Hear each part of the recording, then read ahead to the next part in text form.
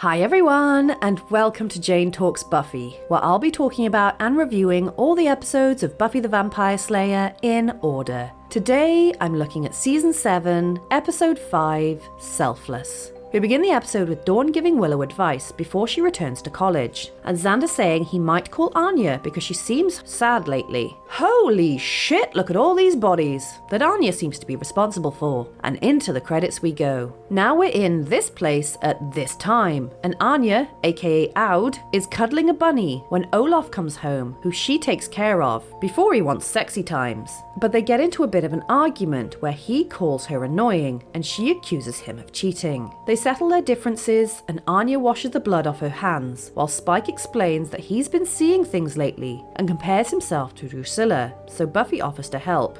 Spike, it's me.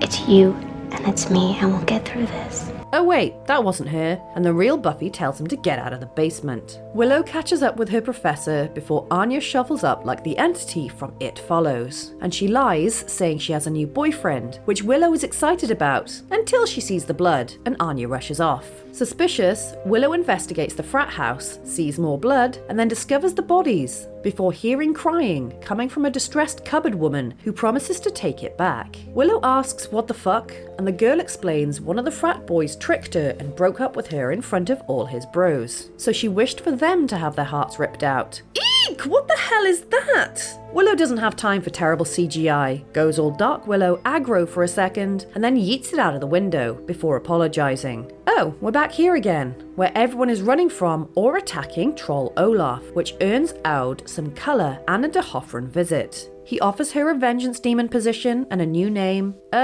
You bored, Buffy? Good job that Willow calls her with the spider heart-ripping news, and Halfrek congratulates Anya on her latest work, but Anya says she feels bad about it. Willow walks in and kicks Hallie out before confronting Anya, who defends her actions and offers to help her, but Anya says they got what they deserve. Meanwhile, Xander goes with Buffy to hunt down the spider and come across a body in the woods before Xander sticks his hand on something gross, and the spider jumps on Buffy before escaping back into the tree. I think we need more swords. No, you don't. The pair get home to find Willow, who tells them it was Anya, and Xander is upset before Buffy dramatically reveals she has to go kill Anya. Oh my god, more bodies? Really? I see 9 in this shot, as Anya and Hallie celebrate in 1905. Oh, this guy is on fire, and Anya says she's only interested in vengeance. Xander and Buffy argue over Buffy's sudden dramatic plan, and Xander points out they helped Willow, so they should help Anya. But Buffy says it's different because Anya's a demon.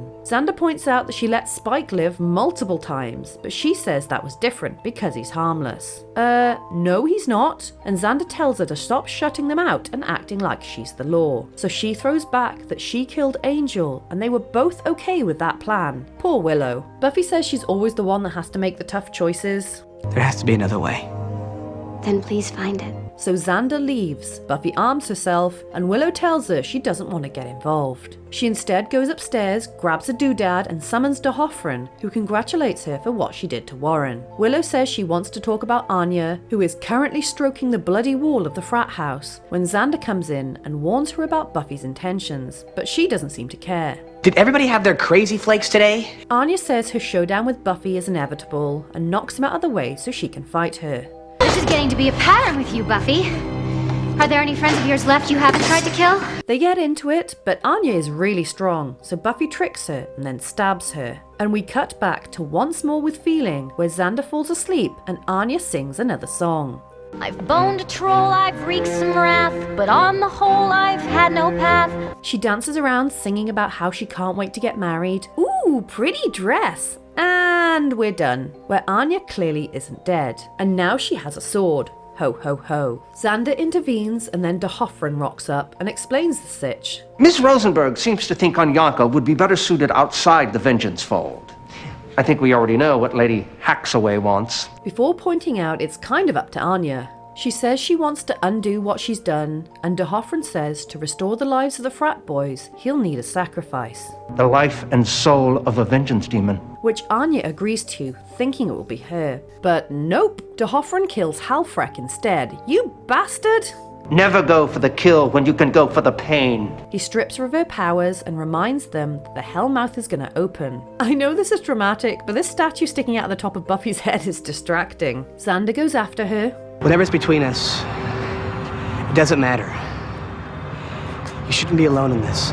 And Anya thanks him before feeling just a little bit of hope. Wow, that was a long episode. I mean, it's the same length as the others, but it felt long because there was so much in it. Season 7 continues its strong start with this one, and we get so much meaning behind Anya as a character, but also some important character development from those around her too. Before we get into all that, let's look at all the previous episodes that get referenced in this one. Anya asks Buffy if there are any friends she hasn't tried to kill, which to be fair references a whole bunch of incidents, but the one that springs to mind is Normal Again, where Buffy set that demon on everyone. Anya, after she gets stabbed, tells Buffy she should have known better, referencing Halfric's similar stabbing in Older and Far Away. Willow uses the talisman given to her by D'Hoffryn in Something Blue. Part of this episode takes place during Once More with Feeling, where we hear the Mustard Man and the parking ticket lady singing together. We learned what happened to Olaf, first seen in Triangle. Buffy tells Xander, "I am the law," which is what Faith told her in Consequences when she said, "We are the law." And finally they talk about Angel, Xander's encouragement of the situation, and Willow's message that wasn't true from Becoming. I think this is why this episode works so well, because it connects to what's come before, but still makes it relevant. Now, on to the characters, and first things first, Dawn and Spike were both pretty sidelined, which works. I mean, screw Spike, the less screen time the better, but with Dawn, despite her positive character growth lately, I think she's better off out of this particular drama. I think it's fair to say that Anya and Willow are two sides of the same coin. They both have powers which are dangerous, and both use those powers to their advantage, regardless of what other people think, and both have ended lives because of their powers. However, Willow always saw her powers as good and ignored the concerns of those around her, believing that her powers were more important and necessary despite being dangerous. On the flip side of that, Anya has always been encouraged that her powers are good and necessary by people like Halfrek and D'Hoffryn, while her own belief in them diminished over time. I think this duality is why Willow and Anya have clashed so much in the past, and why Willow didn't immediately tell Buffy that it was Anya who set the spider demon loose, and instead went to her directly first to confront her and try to help. Anya has been fundamentally changed by being a human, and despite having her heart broken by Xander, she's learned a lot and knows how terrible it feels to have vengeance put upon her. The old man at her wedding saw to that. She went back to her old life as a vengeance demon because she's right, she does cling to things, and losing Xander pushed her to rely back on needing security again. But the more pain she caused people, the more alone and worthless she felt. When D'Hoffryn told her the price of restoring the frat boys, she took it, clinging to death as a new security. But D'Hoffryn is the embodiment of what Anya is afraid of becoming, and took Halfrek instead, a character built up to be lovable and quirky, so it hit so much harder when she was savagely taken away. We also get, and spoiler alert for an episode that aired 22 years ago, foreshadowing of Anya's death. She tells D'Hoffryn that he should have killed her, but he says the Hellmouth will open and just to wait. And that's exactly what happens. In the season finale, the Hellmouth will open and Anya will die. So have fun with that. Xander, despite his faults, is still everyone's protector, going against Buffy's plan of trying to kill Anya, choosing words over violence, and even supporting Anya at the end, but also tackles Buffy to try and stop them hurting one another. He may have made some shitty choices, but he's always trying to redeem himself and protect those around him. Finally, let's look at Buffy, and she's basically completely turned into Faith, right down to the things she says. Buffy's an interesting one because it's hard to tell where she draws the line between men and monsters. She very quickly decides to kill Anya, but won't kill Spike. Yes, Spike has a soul, but so does Anya. Apparently, pre-soul Spike was harmless, but he wasn't. He could kill a human if he wanted to, he just had to endure the pain. And he did something unspeakable to her. But even before all that, before Spike had his chip installed, Buffy had multiple opportunities to kill him, but didn't. Same with Angel. She could have killed him so many times when he didn't have a soul, but it was when his soul was restored that she ended up stabbing him.